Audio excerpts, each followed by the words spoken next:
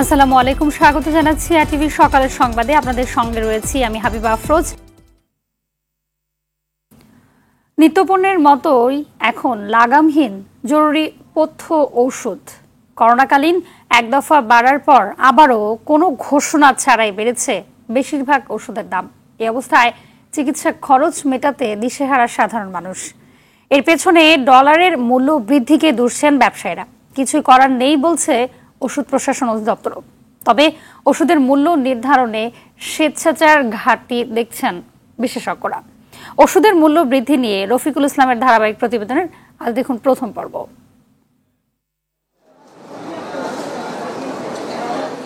2019 সালে চাকরি জীবন শেষ করেন সোনালী ব্যাংকের মতিঝিল শাখার নিরীক্ষা বিভাগে কর্মরত খোরশেদ আলম। স্বপ্ন ছিল অবসরে স্ত্রী সন্তানদের নিয়ে সুখে শান্তিতে দিন কাটাবেন। কিন্তু 2021 সালে হঠাৎ বুকে ব্যথা ওঠার পর জানতে পারেন তিনি হৃদরোগে আক্রান্ত। গেল 3 বছরে চিকিৎসা বাবদ খরচ হয়েছে 5 থেকে 6 লক্ষ টাকা, যার বেশিরভাগ চলে গিয়েছে ওষুধ ক্রয়ের পিছনে। কিছু টাকা পয়সা ছিল এবং আত্মীয় স্বজনে কিছু দিছে। ওষুধের পিছিয়ে যে খরচ হচ্ছে, উনি যে টাকা পান তারপরে মনে করেন 10 দিনে ওর মেডিসিনের দাম হয় না। আর স্বাভাবিক জীবন যাপন করা, খাওয়া দাওয়া, পড়া, এগুলো অনেক কষ্ট হচ্ছে। ওষুধের দাম বাড়ায় দিশেহারা রোগীরা। আগে যে ওষুধ কিনতে 200 টাকা, এখন 400 টাকা। সব ওষুধের দাম বাড়ছে এবং উইদাউট নোটিশে বাড়ছে দাম। বিনা ওষুধ কিনে মানুষ মারা যাবে, এই হারে দাম বাড়াই দিছে। করোনা মহামারীর সময় ওষুধের যে দাম বেড়েছিল তা আর কমেনি। চলতি বছরের শুরু থেকে আবারও শুরু হয়েছে অস্থিরতা। সব থেকে বেশি বেড়েছে অ্যান্টিবায়োটিক জাতীয় ওষুধের দাম। ব্যবসায়ীরা বলছেন, ডলারের মূল্য বৃদ্ধির কারণে ওষুধ তৈরির সব কাঁচামাল আমদানিতে বেড়েছে খরচ, আর তাই বেড়েছে ওষুধের দাম। ডলারের অবস্থা দাঁড়ালো 130 টাকা করে, এবং এমন অবস্থা হলে আমরা আমাদের এলসিকে কোনো ব্যাংক করতে চাই না। যার ফলে অনেক ওষুধই আমরা যারা পুরানো র ম্যাটেরিয়াল ছিল, আমরা কোনো কম করে সরবরাহ করতেছিলাম। এইটা হলো ওষুধ দাম বাড়ার কারণ। ওষুধ প্রশাসন অধিদপ্তর সম্প্রতি ওষুধের দাম বাড়াকে স্বাভাবিক হিসেবেই দেখছেন। আন্তর্জাতিক বাজারের জন্য, ডলারের ক্রাইসিস এর জন্য কিছু ওষুধের দাম এই ডলারকে এইটাকে সমন্বয় করা হচ্ছে। 10-12%, 15% এরকম 170 আইটেমের দাম মূল্য নির্ধারণ করতে পারি। এর বাইরের মূল্যগুলো কোম্পানি নিজেরাই করে, আমাদের কাছে শুধু প্রাইস সার্টিফিকেট নাই। বিশেষজ্ঞরা বলছেন, ওষুধের মূল্য নিয়ন্ত্রণে আইনের সঠিক প্রয়োগের পাশাপাশি প্রয়োজন স্বচ্ছতা। যারা স্টেক হোল্ডার ওষুধের সাথে, তারা বছরে কমপক্ষে 2 বার বসবে যে কাঁচামাল ইন্টারন্যাশনাল মার্কেটে কোনটার দাম বাড়লো, কোনটার দাম কমলো। সবাই যেন উইনে থাকে, ওইভাবে দামটা ঠিক হোক এবং এই দামটা পাবলিশড হবে গ্যাজেটে। ওই গ্যাজেটের কপিটা আপনি দোকানে টানানোর ব্যবস্থা করে দেন আর নেটে দিয়ে দেন। কিছুদিন আগেও যে নাপা সিরাপটি বিক্রি হচ্ছিল 15 টাকায়, সেই নাপা সিরাপ এখন বিক্রি হচ্ছে 35 টাকা। 45 টাকার সেকলো এখন বিক্রি হচ্ছে 60 টাকা পাতা। এভাবেই সব ওষুধের দাম বেড়েছে, যার ফলে অন্যান্য খরচ কাটছাট করে ওষুধের পিছনে অর্থ ব্যয় করতে হচ্ছে সাধারণ মানুষকে। মধ্যস্বত্বভোগীদের দৌরাত্ম্য কমিয়ে বাজার নিয়ন্ত্রণের মাধ্যমে লাগামহীন ওষুধের উচ্চ মূল্য নিয়ন্ত্রণের দাবি সাধারণ মানুষের। রফিকুল ইসলাম, RTV, ঢাকা। বৈশাখের শুরুতেই তাপমাত্রার পারদ ঊর্ধ্বমুখী। দেশের বিভিন্ন অঞ্চলে বয়ে যাচ্ছে তাপপ্রবাহ। বেলা বাড়ার সঙ্গে সঙ্গে বাড়ছে গরমের অসহনীয় তীব্রতা। এতে বিপর্যস্ত হয়ে পড়েছে জনজীবন। তাপদাহের কারণে বাড়ছে রোগবালাই। হাসপাতালে তৈরি হচ্ছে রোগীদের বাড়তি চাপ। দেশজুড়ে 3 দিনের হিট অ্যালার্ট জারি করেছে আবহাওয়া অধিদপ্তর। পরিবেশগত এই বৈরী সময়ের কারণে শিক্ষা প্রতিষ্ঠান 7 দিন বন্ধ ঘোষণা করা হয়েছে। এদিকে চুয়াডাঙ্গায় তীব্র তাপদাহ রূপ নিয়েছে অতি তীব্র তাপদাহে। গত কয়েকদিন তাপমাত্রা 40 থেকে 41 ডিগ্রির ঘরে ওঠানামা করলেও এখন পারদ চড়েছে 42 ডিগ্রির ঘরে। এদিকে চুয়াডাঙ্গা, গাজীপুর, কুষ্টিয়া ও পাবনায় হিট স্ট্রোকে গতকাল 4 জনের মৃত্যু হয়েছে। আবহাওয়া অধিদপ্তর জানিয়েছে, চলতি সপ্তাহে তাপমাত্রা কমার কোনো সম্ভাবনা নেই, বরং বাড়তে পারে। দর্শক, রাজধানীর শ্যামলী শিশু হাসপাতালে রয়েছেন সহকর্মী দীপ্ত চন্দ্র পাল। সেখান থেকে সরাসরি যুক্ত হচ্ছেন তিনি। দীপ্ত, জানাবেন যে চলমান তাপদাহে কি ধরনের রোগে আক্রান্ত হচ্ছে শিশুরা এবং হাসপাতালে চিকিৎসা সেবার কি অবস্থা? হাবিব, আপনি যেমনটি বলছিলেন যে এই যে বৈশাখের শুরু থেকে কিন্তু তাপমাত্রার যে ঊর্ধ্বমুখী যে পারদ যে বাড়ছে সেটি কিন্তু অব্যাহত রয়েছে, এবং আমরা আবহাওয়া বিষয়ে কথা বলেছি, তারাও কিন্তু এই তাপমাত্রা কমার বিষয়ে যে সুখবরটি সেটি কিন্তু দিতে পারেনি। তারা কিন্তু জানিয়েছেন তাপমাত্রা আরও আগামী 3-4 দিন কিন্তু বাড়ার সম্ভাবনা রয়েছে। আমি এখন রয়েছি রাজধানীর শিশু হাসপাতালে। এই তাপমাত্রা বৃদ্ধির কারণে কিন্তু সে খেটে খাওয়া মানুষ এবং যারা শিশুরা রয়েছে তারা কিন্তু বেশি ভোগান্তিতে পড়েছেন। আমরা এখানে এসে যেটি দেখলাম, এই শিশু হাসপাতালে বহির্বিভাগে কিন্তু সকাল 7টা থেকেই কিন্তু মানুষের ভিড়, এবং যার অধিকাংশ রোগী কিন্তু এই যে গরমের কারণে কিন্তু নিউমোনিয়া, ঠান্ডা, কাশি, কিংবা এখন আবার নতুন করে যে তথ্যটি আমাদের চিকিৎসকরা দিলেন যে স্কিনের যে একটি র্যাশ ওঠে সেটি নিয়ে কিন্তু অনেক রোগী আসছে, এবং আজকে প্রায় সকাল থেকেই প্রায় 50-এর উপরে কিন্তু এই রোগীগুলো এসেছেন, এবং সকাল 8টায় কিন্তু আপনার এই হাসপাতালে স্কিনের ডাক্তার দেখা শুরু করেছেন। ইতিমধ্যে কিন্তু 50-এর উপরে এই রোগী এসেছেন, এবং এই সংখ্যা দিনে দিনে বাড়ছে বলে আমাদেরকে জানিয়েছেন। এছাড়া যদি আরেকটু বলি, কিন্তু বৃদ্ধরাও কিন্তু এই তাপমাত্রার ঝুঁকিতে রয়েছেন, এবং আবহাওয়া অধিদপ্তর কিন্তু ইতিমধ্যে 3 দিনের যে জারি করেছেন, এবং এই তাপমাত্রা বৃদ্ধির কারণে কিন্তু আপনি জানেন ইতিমধ্যে স্কুল কলেজ কিন্তু আগামী 7 দিনের জন্য বন্ধ ঘোষণা করা হয়েছে, এবং যেটি বলা হচ্ছে বিশেষজ্ঞ চিকিৎসকরা বলছেন যে এই তাপমাত্রা বৃদ্ধির কারণে হিট স্ট্রোকের কিন্তু ঝুঁকি রয়েছে, এবং গতকালকেও 4 জন মারা গিয়েছে। তারা কিন্তু বারবারই পরামর্শ দিচ্ছেন যে বাইরে জরুরি দরকার ছাড়া বাইরে না বেরোনোর জন্য, পাশাপাশি যে বাইরে বের হলে ছাতা কিংবা একটি ভিজা কাপড় কিন্তু সাথে রাখার জন্য বারবার কিন্তু বলছেন। এবং এই বিষয় বলে রাখি যে শিশু হাসপাতাল ছাড়া আমরা খোঁজ নিয়েছিলাম পাশেই কলেরা হাসপাতালে, মহাখালীর যে কলেরা হাসপাতালে, সেখান থেকে কিন্তু যে তথ্যটি মিলেছে এই গরমে কিন্তু ডায়রিয়ার রোগীও কিন্তু বৃদ্ধি পেয়েছে। গত শুক্রবারে কিন্তু প্রায় 450-এর উপরে রোগী চিকিৎসা নিয়েছেন, এবং গতকালকে শনিবারে প্রায় 300 রোগীর মতো চিকিৎসা নিয়েছেন এমন তথ্য জানিয়েছেন, এবং আজকেও কিন্তু রোগীরা আসছেন, এবং সকাল থেকেই উপচে পড়া ভিড় এমনটি কিন্তু কলেরা হাসপাতাল থেকে আমাদের তথ্য জানিয়েছে। তো চিকিৎসা ব্যবস্থার কথা যদি বলা হয়, যে গরমের কারণে কিন্তু রোগবালাই বাড়ছে, এবং সবচেয়ে ঝুঁকিতে আছে শিশুরা এবং বৃদ্ধরা, এবং আমরা এখন রয়েছি শিশু হাসপাতালে, সেখানে কিন্তু ডাক্তাররা দেখছেন, এবং তারা যেটি বারবার বলছেন যে এই গরমে কিন্তু নিউমোনিয়া, ঠান্ডা, কাশি এবং পাশাপাশি যে স্কিনের রোগ সেটি কিন্তু বেশি দেখা দিচ্ছে। তো হাবিবা, এই ছিল রাজধানী শিশু হাসপাতাল থেকে আমার কাছে সবশেষ তথ্য। হাবিবা, ধন্যবাদ আপনাকে। কয়েকদিন ধরে চলা তীব্র তাপদাহে বিপর্যস্ত চুয়াডাঙ্গার জনজীবন। জেলার পরিস্থিতি জানাতে এবারে সরাসরি যুক্ত হচ্ছেন আরেক সহকর্মী জহির রায়হান। রায়হান, জানাবেন যে তীব্র তাপদাহে জনজীবনে কি ধরনের প্রভাব দেখছেন?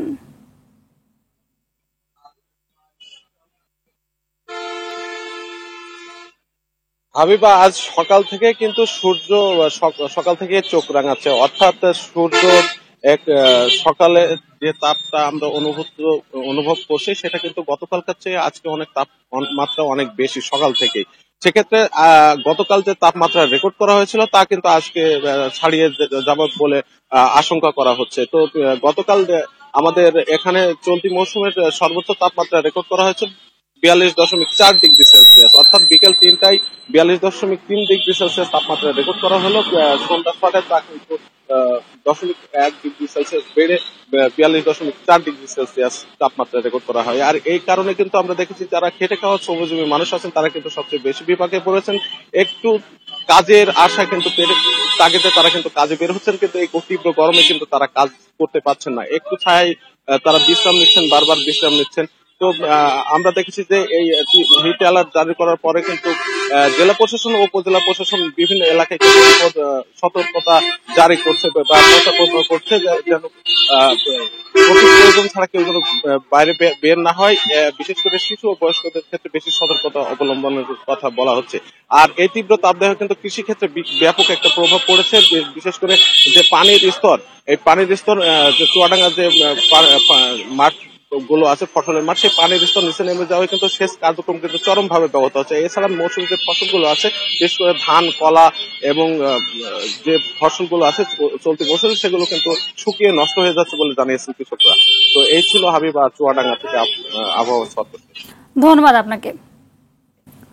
চিকিৎসক আর জনবল সংকট নিয়ে চলছে লালমনিরহাটের পাটগ্রাম উপজেলা স্বাস্থ্য কমপ্লেক্স। পরীক্ষা নিরীক্ষা সহ নানা সমস্যার কারণে কাঙ্ক্ষিত সেবা পাচ্ছে না উপজেলার 8 ইউনিয়ন ও 1টি পৌরসভার মানুষ। বর্তমানে যারা কর্মরত রয়েছেন তারা উপজেলার বিপুল মানুষকে সেবা দিতে হিমশিম খাচ্ছে। লালমনিরহাটের পাটগ্রাম সংবাদদাতা রমজান আলীর তথ্যচিত্রে বিস্তারিত জানাচ্ছেন নুসরাত জাহান সিদ্ধি। লালমনিরহাট জেলার সীমান্তবর্তী উপজেলা পাটগ্রাম জনসাধারণের স্বাস্থ্যসেবার একমাত্র ভরসা এখানকার স্বাস্থ্য কমপ্লেক্সটি, যেখানে প্রতিদিনই ভিড় করেন কয়েকশো রোগী। 2012 সালে স্বাস্থ্য কমপ্লেক্সটিকে 31 শয্যা থেকে 50 শয্যায় উন্নীত করা হয়। তবে দীর্ঘ এক যুগেও বাড়ানো হয়নি চিকিৎসক সহ লোকবল। 23 জন চিকিৎসকের জায়গায় 9 জন এবং 35 জন নার্সের বিপরীতে কাজ করেন মাত্র 27 জন। দীর্ঘদিন ধরে শূন্যে পড়ে আছে স্টোর কিপারের পদও। গাইনি ও সার্জারি চিকিৎসক না থাকায় চরম বিপদে পড়েন মুমূর্ষু রোগীরা। ভাতিজি অসুস্থ ছিল, আনার পরে দেখি এখানে সিজার হলো, তারপর এখানে খারাপ ছিল, এখানে এবার করে দেয় ওমপুরে। গাইনি ডাক্তার অবশ্য অপারেশনের ডাক্তার, সার্জারি ডাক্তার না থাকার কারণে আমাদেরকে রংপুর করতে হয়। শুধু তাই নয়, টেকনিশিয়ান না থাকায় দীর্ঘদিন তালাবদ্ধ অবস্থায় নষ্ট হচ্ছে অত্যাধুনিক এক্স-রে, আল্ট্রাসোনোগ্রাম মেশিন ও অপারেশন থিয়েটারের মূল্যবান যন্ত্রপাতি। এখানে যদি এক্স-রে করা যাইতো তাহলে অল্প পয়সায় এক্স-রে করা হইতো। এখানে ডাক্তার সব ডাক্তারের কারণে ছোট বড় অপারেশনগুলো আছে না, এগুলোর কারণে আমরা রংপুরে যাইতে আছি। সমস্যার সমাধানে ঊর্ধ্বতন কর্তৃপক্ষকে অবহিত করা হয়েছে বলে জানান উপজেলা পরিবার পরিকল্পনা কর্মকর্তা। এর জন্য আমরা ঊর্ধ্বতন কর্তৃপক্ষকে জানিয়েছি এবং ওনারা অতি শীঘ্রই এটা মেরামত করে দেবে বলে আমাদেরকে আশ্বস্ত করেছেন।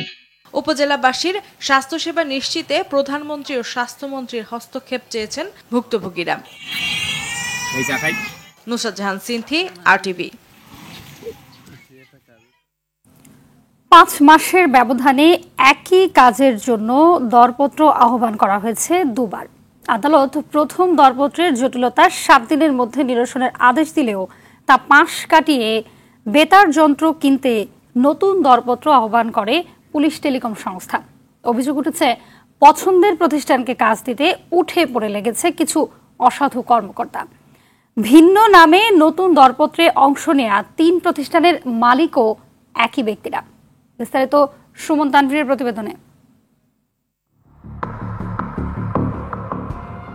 সরকারি বিভিন্ন সংস্থার দরপত্র নিয়ে দুর্নীতির কথা হরহামেশাই শোনা যায়, তবে এর বেশিরভাগই হয় গোপনে। কিন্তু গত বছর থেকে পুলিশের বেতার যন্ত্র কেনা নিয়ে অনেকটা প্রকাশ্যেই পছন্দের প্রতিষ্ঠানকে কাজ দিতে উঠে পড়ে লেগেছে পুলিশ টেলিকম সংস্থার কিছু অসাধু কর্মকর্তা। নথি বলছে 2023 সালের 5 আগস্ট প্রথম দরপত্রে অংশ নেওয়া 3 প্রতিষ্ঠানের একটি সিঙ্গাপুর ভিত্তিক technique communication and electronic limited বাদ পড়ে যায় স্যাম্পল টেস্টিং এই। অথচ বাংলাদেশি এজেন্ট MDM ট্রেডার্স লিমিটেডের মাধ্যমে বিগত 9 বছরে প্রায় 400 কোটি টাকার বেতার যন্ত্র সরবরাহ করে প্রতিষ্ঠানটি। এরপর থেকেই নতুন দরপত্র ডাকতে শুরু হয় গড়িমসি। বিষয়টি করায় আদালত পর্যন্ত। 7 দিনের মধ্যে আদালত বিষয়টি সুরাহা করতে বললেও এবছরের শুরুতে নতুন দরপত্র আহ্বান করে পুলিশ টেলিকম সংস্থা। আশ্চর্যের বিষয় হলো, নতুন দরপত্রে অংশ নেওয়া 3 প্রতিষ্ঠানের মালিকানাতেই দেখা যায় একই ব্যক্তিদের নাম। এরা স্যাম্পল টেস্টিং এ বাদ পড়া MDM ট্রেডার্স লিমিটেডেরও মালিক। মাননীয় প্রধানমন্ত্রী বাংলাদেশের সকলের অংশগ্রহণের জন্য ই টেন্ডার বলেন, ম্যানুয়াল টেন্ডার বলেন, যাতে অনেক ঠিকাদার অংশগ্রহণ করতে পারে সেই জন্য বারবার নির্দেশনা দিয়েছেন। একই ব্যক্তি 3টা কোম্পানির অংশীদার ভিত্তিক মালিক, তাহলে উনি ওই 3টা কোম্পানি দিয়ে যদি দরপত্র অ্যাটেন্ড করে তাহলে সাথে সাথে এটা রিজেক্টেড হয়ে যাবে, নন রেসপন্স হয়ে যাবে। বিষয়টি নিয়ে পুলিশ টেলিকম সংস্থার সঙ্গে যোগাযোগের চেষ্টা করা হলে ক্যামেরার সামনে কথা বলতে রাজি হননি তারা। আপনাদের বেতার যন্ত্র কেনা নিয়ে এটা আপনার কোনো ইয়ে আপনি অফিসে এসে কথা বলেন, ঠিক আছে? কবে আসলে পাবো আপনাকে ভাইয়া? অবশ্যই আমাদের বসদের সঙ্গে আপনাকে আমার বসদের সঙ্গে কথা বলেছেন, ঠিক আছে? টিআইবি বলছে সরকারি দপ্তরগুলোর দরপত্রে এমন অনিয়ম দেখার দায়িত্ব দুদকের। প্রথম কথা হচ্ছে যে কয়েক পক্ষে 40টির মধ্যে 40টি কোনো একটা বিশেষ প্রতিষ্ঠান পেয়ে যাবে, এটা স্বভাবতই খুবই প্রশ্নবিদ্ধ একটা বিষয়। কোনো প্রতিষ্ঠানই যেটি বিশেষ করে রাষ্ট্রীয় অর্থে পরিচালিত এ নিয়ে স্বরাষ্ট্র মন্ত্রণালয়ের কারো মন্তব্য পাওয়া না গেলেও আদালতের নির্দেশনা অনুযায়ী জবাব দেওয়া হয়েছে বলে জানা গেছে। সুমন তানভীর, RTV, ঢাকা। সোমালি জলদস্যুদের কবল থেকে মুক্ত বাংলাদেশি জাহাজ MV আবদুল্লাহ আজ বিকেলে দুবাইয়ের আল হামরিয়া বন্দরে পৌঁছবে। জিম্মি হওয়ার কারণে পুনর্নির্ধারিত সময়ের ৩২ দিন পর ২৩ নাবিক সহ বাংলাদেশ সময় সন্ধ্যা ৬টার দিকে জাহাজটি বহির্নোঙরে অবস্থান নেবে। একদিন পর ভিড়তে পারে জেটিতে। এদিকে সোমালি জলদস্যুদের মুক্তিপণ দেওয়ার বিরুদ্ধে কড়া হুঁশিয়ারি উচ্চারণ করেছে ইউরোপীয় ইউনিয়ন। মুক্তিপণ দেওয়ার ফলে ভারত মহাসাগর ও এডেন উপসাগরে জাহাজ ছিনতাইয়ের ঘটনা আরও বাড়ার শঙ্কায় উদ্বেগ প্রকাশ করেছে ইইউ।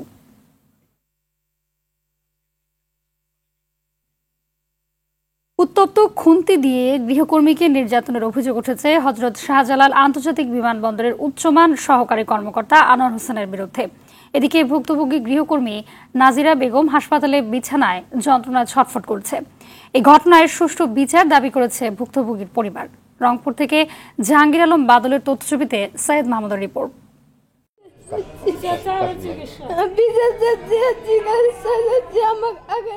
ঈদের দুদিন পর বাসায় ভাত খেতে চাইলে নাজিরার শরীরের বিভিন্ন অংশ পুড়িয়ে দেয়া হয়। অসহ্য যন্ত্রণায় এক গ্লাস পানি চাইলে দেয়া হয় গরম খুন্তির ছ্যাঁকা। এরপর স্বর্ণচুরির নাটক সাজিয়ে কাপড় দিয়ে মুখ বেঁধে চলে পাশবিক নির্যাতন। রংপুর মেডিকেল কলেজ হাসপাতালের বার্ন ইউনিটের বিছানায় ছটফট করতে করতে সেই দুঃসহ স্মৃতি মনে করতে থাকে গৃহকর্মী নাজিরা। কুচুন গরম করে তারপর আমার পিঠে আর আমার পাছাতে দিয়ে দিল। মাথাটা দেওয়ালের সাথে বাজছে, এখন মাথাটা জ্বালা করতেছে।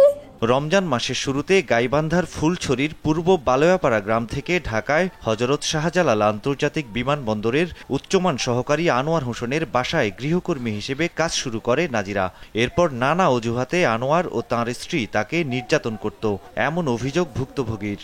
৫-৬ দিন একটু আমাকে একটু ভালোবাসা করছে, করে তারপর আস্তে আস্তে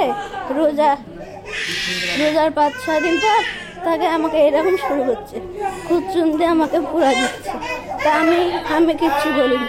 তা আমি বলছি যে আন্টি আমাকে মারতে এসেছেন কেন? বলে তোর দোষ এরকম আছে। তা আমি বলছি যে আমি কোথায় দোষ করলাম? তাকে বলে যে হলো তুমি করেছো। তা আমার হাতে সোনা দিছে। তা আমি বলছি জানি আমার হাতে সোনা দিলেন কেন, আমাকে দিবেন না কেন? যে বলে না দিব না, এটা একটা কাজ আছে। তা মোবাইল বার করেছে, মোবাইল বার করে ভিডিও করতেছে। হাসপাতালের চিকিৎসক বলছেন নাজিরা এখনো শঙ্কামুক্ত নয়। বিভিন্ন সময়ে বিভিন্ন দিনে গরম খুন্তি যেটাকে বলে এটা দিয়ে তাকে ছ্যাঁকা দেওয়া হয় এবং প্রত্যেকটা ছ্যাঁকা অনেক গভীর। পিছনে আছে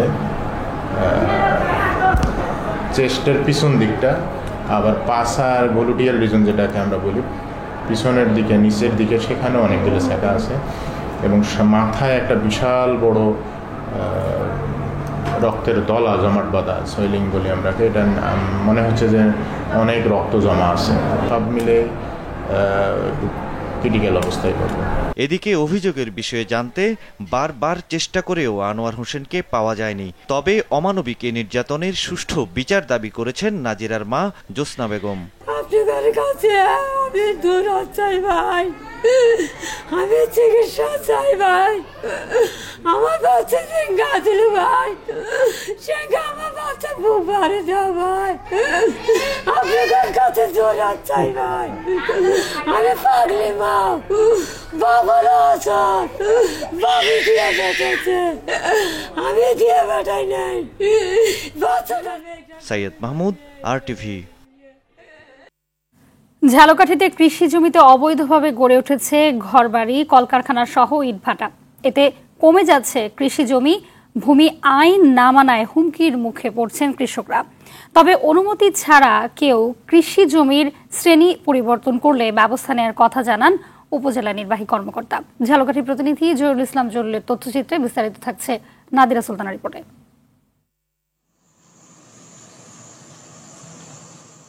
খাদ্য, বস্ত্র, বাসস্থান, চিকিৎসা ও শিক্ষা মানুষের মৌলিক চাহিদা হলেও বাংলাদেশকে মূলত খাদ্য প্রধান দেশ হিসেবে গণ্য করা হয়। এ অবস্থায় খাদ্য উৎপাদনের জন্য দক্ষিণের জেলা ঝালকাঠি কৃষি জমি রক্ষা নিয়ে উদ্বিগ্ন কৃষকরা। আইন না মেনে এই জেলায় কৃষি জমিতে তৈরি হচ্ছে ঘরবাড়ি, কলকারখানা, ইটভাটা, পেট্রোল পাম্প সহ নানা স্থাপনা। এতে কৃষি জমি ও খাদ্য উৎপাদন দুই কমছে। গ্যাসের পাম্প করতে আছে, বিল্ডিং করতে আছে। আমাদের এখানে কৃষি অনেক নষ্ট হয়ে যায়, আগে অনেক ধান ফান হতো, এখন হয় না। তাদের টাকা দিয়ে তারা ওই বিল্ডিং করতে আছে, দানা জমি সব নষ্ট হয়ে যাইতেছে। আগে যে জমিতে ধান সহ বিভিন্ন ফসল হতো, এখন তা ব্যবহার হচ্ছে নির্মাণ কাজে। এভাবে চলতে থাকলে ফসলি জমি না থাকার আশঙ্কা কৃষকদের। দোলন করে একটা পর্যট লয়, কিন্তু এই জায়গা মরিয়ে যাইতেছে, বাড়ি ঘর হইয়া জমি কমে যাইতেছে, ধান আইবে কমিতে। এইটা যদি সরকার খেয়াল দেয় তাহলে কিছু ধান পান আবার তৈরি হবে। এদিকে অনুমতি ছাড়া কোনো জমির শ্রেণী পরিবর্তন করলে তার বিরুদ্ধে আইনগত ব্যবস্থা নেওয়ার কথা বলছে প্রশাসন। অনুমতি ব্যতীত জমির শ্রেণী পরিবর্তন করেন এবং আমাদের কাছে যদি সেই বিষয়ে কোনো অভিযোগ আসে, তাহলে অবশ্যই তার বিরুদ্ধে আইনগত ব্যবস্থা গ্রহণ করা হবে। অপরিকল্পিতভাবে 2 বা 3 ফসলি জমিতে কৃষি ছাড়া অন্য কিছু না করার পরামর্শ দিয়েছে কৃষি বিভাগ। ফসলি জমি, সে জমি আসলে দিন দিন কমে যাচ্ছে। ফসলি জমিগুলো কৃষকরা যদি একটু হিসাব করেন, সাধারণত 2 ফসলি বা 3 ফসলি জমি যাতে নষ্ট না করেন। ঝালকাঠিতে 13,680 হেক্টর কৃষি জমি রয়েছে। এটি রক্ষায় দ্রুত ব্যবস্থা নেওয়ার দাবি কৃষক সহ এলাকাবাসীর। নাদিরা সুলতানা, RTV। সকালের সংবাদ এই পর্যন্তই। সবশেষ সংবাদ জানতে যে কোনো মোবাইল ফোন থেকে 2414 নাম্বার ডায়াল করুন। মধ্যাহ্নের সংবাদ 12টা দেখার আমন্ত্রণ রইল। ধন্যবাদ সবাইকে।